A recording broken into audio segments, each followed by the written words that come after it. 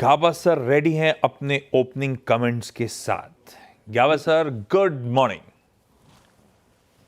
Good morning. ये तो profit में लॉस हुआ ना जेन स्ट्रीट का। 4,000 करोड़ का पेनल्टी है, कमाया तो 30,000 करोड़। तो पैनल में क्या तो आप हैं, वही आप समझो कि बोलिए। स्टॉक में थोड़ा ट्रिगर हो गया और क्या। लेकिन पैसा तो कमाया ना, इन पर माल नहीं, पड़ नहीं। हालांकि मेरे को पूछना नहीं चाहिए, लेकिन आप जब सेबी की मीटिंग में बैठते हो तो ये कभी बात आई है, ये जेन वेन का मामला क्या चल रहा है? नहीं नहीं, ऐसा वो उस कमेटी में मैं नहीं हूँ। मैं दूसरे खाली आरए कमेटी में किसी और हूँ। कमेटी में ऐसा नहीं होता कि यार वो लफड़ा बहुत चल रहा है ऐसा? वो ऐसे वहां पर आपस से बात होती है जैसे आप और हम बात करते हैं वैसे, लेकिन हाँ, ऑफिशियली वो बात नहीं हो सकती ना। आप और हम जो बात करते हैं वो आपस में नहीं होती, पूरा देश सुन लेता है। हाँ। ये गलती हो गई, गलती हो गई। गावा सर, आज का टॉप कॉल कौन सा? Well, good morning to you सभी पैनलिस्ट को भी गुड मॉर्निंग। वेल, आज का स्टॉप कॉल रहेगा पीआई इंडस्ट्रीज। अभी ट्रेड कर रहा है 4,239 पे। मेरे ख्याल से यहाँ पर एक अप मूव है, बहुत बढ़िया कंसोलिडेशन हुआ, उसके बाद एक कल जो अप मूव मिला अच्छा है। स्टॉप लगाना चाहिए करीब 4,215 का, ज्यादा नहीं। अपसाइड 4,300, ये फर्स्ट टारगेट रहेगा। Yes, pi industries. Pi industries खरीदारी करने का मन, गावा सर का प्रिफर्ड आइडिया। शिल्पा जी, गुड मॉर्निंग। शिल्पा जी, आज आपका प्रिफर्ड पिक मैम। जी मेरा रहेगा आईओसी में लॉन्ग्स। आईओसी फ्यूचर्स कल क्लोज ही अराउंड 148। आज इसी जोन्स पे मिले तो आप इसमें बाय कर सकते हैं। स्टॉप लॉस 145 का मेंटेन कीजिए। यहाँ पे मुझे लगता है 152 से लेके 155 इसके टारगेट्स होने चाहिए।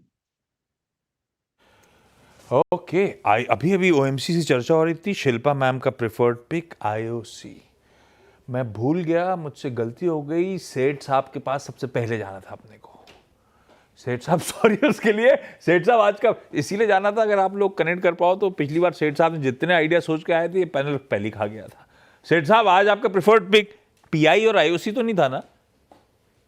नहीं, पीआई तो खैर था, बट ठीक है, गाबा सर ने लिया तो अच्छा ही लगा। तो मेरा नेक्स्ट चॉइस रहेगा। Good morning Ashish ji, good morning to everyone. Ashish ji, मेरा पिक रहेगा अपोलो हॉस्पिटल्स। यहाँ पे अगर देखें तो काफी स्ट्रेंथ है स्टॉक में, डिलीवरी वॉल्यूम्स हाई है, और अच्छी बात यह है कि 3 दिन से अपना ये जो गैप अप इसने किया मेंटेन कर रहा है। तो मुझे लगता है यहाँ पे एक फ्लैग का ब्रेकआउट पॉसिबल है।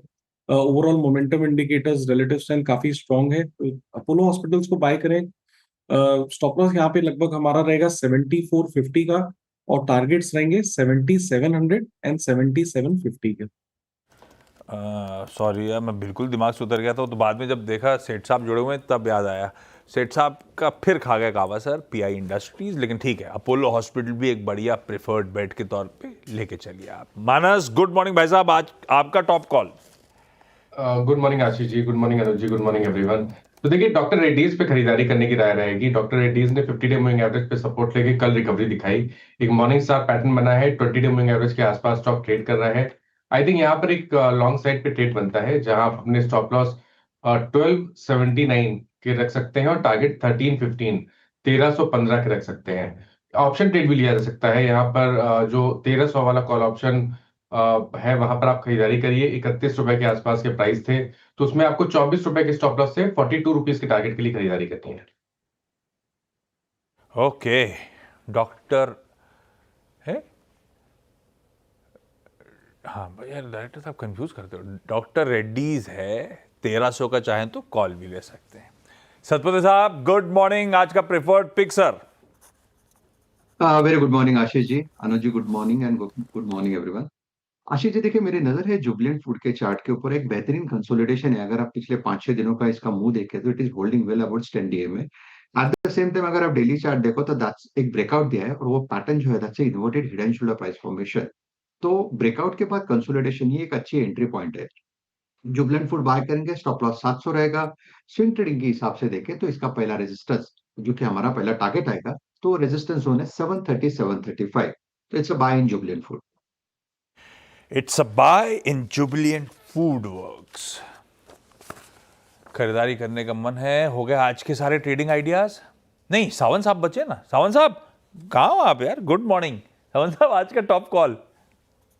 जी आशीष ji, Anuj ji, good morning to panel और सभी दर्शकों को नमस्कार। जो मेरा फर्स्ट पिक था वो डॉक्टर रेड्डीज था। इनफैक्ट कल 12 बजे के शो में सस्ता ऑप्शन में 1300 की कॉल मैंने डिस्कस की थी, वो पोजिशनल अप्रोच लेना चाह रहा था, मानस जी ने वो डिस्कस कर लिया। सेकंड पिक मेरा पीआई इंडस्ट्रीज था, तो मैं अभी थर्ड पिक के साथ जाना चाहूंगा जो है आरती इंडस्ट्रीज। इस पैटर्न को अगर हम देखें तो एक रेजिस्टेंस जो था करीबन 480-90 का, वो 3 बार एक्ट कर चुका है। अब हम उसकी तरफ कंसोलिडेट हो रहे हैं। बिकवाली में वॉल्यूम्स नहीं है, मुझे लग रहा है यहाँ पे एक ब्रेकआउट प्रीएम कर सकते हैं, सेक्टर में स्ट्रेंथ है। तो यहाँ पे करीबन 480 के आसपास जो क्लोजिंग हुई है, मैं स्टॉप लॉस रखूंगा 468 स्पॉट 468। यहाँ से जो टारगेट होगा वो 500 से लेके 505, 500, 505। डायरेक्टर साहब अगले हफ्ते याद रखिएगा, जब भी जुड़ेंगे सावंत साहब नंबर 1 पे, सेठ साहब नंबर 2 पे और गाबा सर लास्ट में, ये ध्यान रखिए आप प्लीज।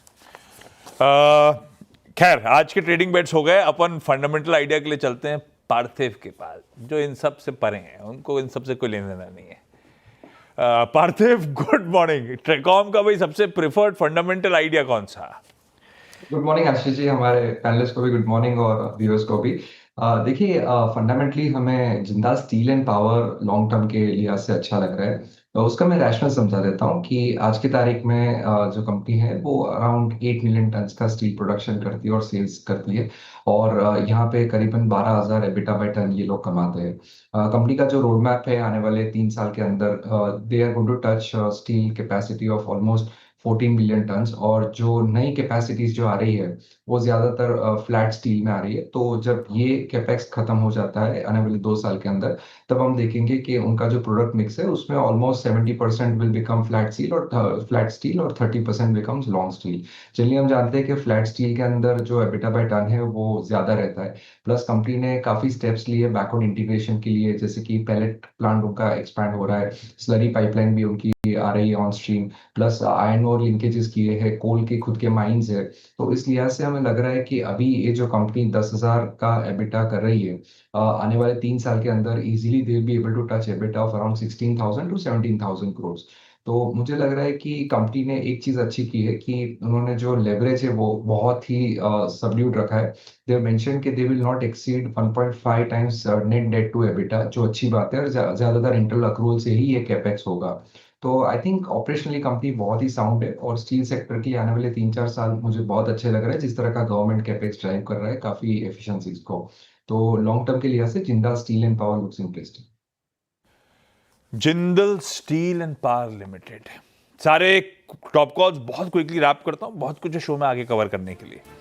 गाबा सर ने पीआई इंडस्ट्रीज खरीदने की बात करी तो शिल्पा जी ने इंडियन ऑयल कॉर्पोरेशन पे दाव लगाया है। सारे बाय कॉल्स हैं। सेठ साहब कह रहे हैं अपोलो हॉस्पिटल्स खरीदा जा सकता है। मानस डॉक्टर रेड्डीज लेबोरेटरीज पे दाव लगा रहे हैं। सतपुते साहब जुबिलेंट फूड वर्क्स पसंद कर रहे हैं। सबके स्टॉप लॉसेस नोट करिएगा भाई आप लोग। सावंत साहब कह रहे हैं आरती इंडस्ट्रीज खरीदा जा सकता है, और फंडामेंटली जेएसपीएल लॉन्ग टर्म के लिहाज से एक्यूमुलेट करने के मौके। पार्थिव